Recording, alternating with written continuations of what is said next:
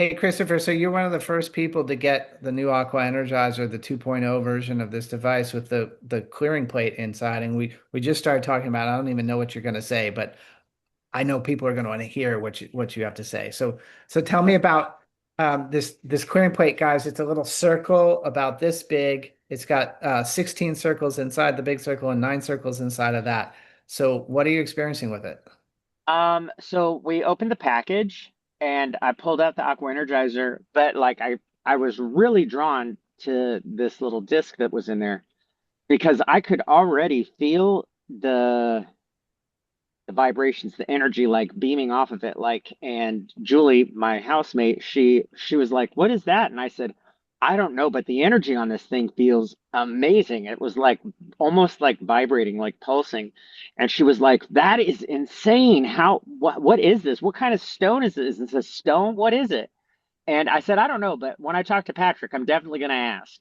Yeah, that's great. And this is a perfect conversation because you had an Aqua Energizer previously, and now this is Yeah. a second one for you. And so what that is we discovered that when we were upgrading the device, the core of having crystals with copper is the essence of the device, but the attunement can be sharper. And part of the way we figured this out is we mailed devices around the country to different people on our subtle energy team, and we found sometimes they became impregnated with energies. And so it's like, how are we going to help people live with keeping their device at the highest level?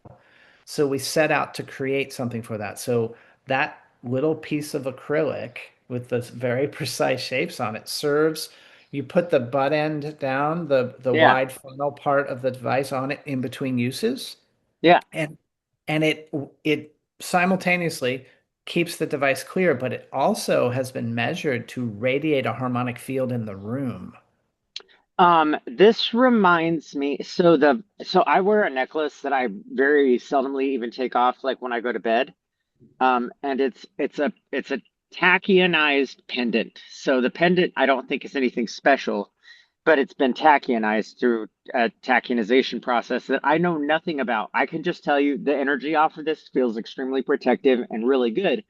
And that reminded me of my piece of jewelry that I wear all the time, except in a much bigger space, a much bigger way.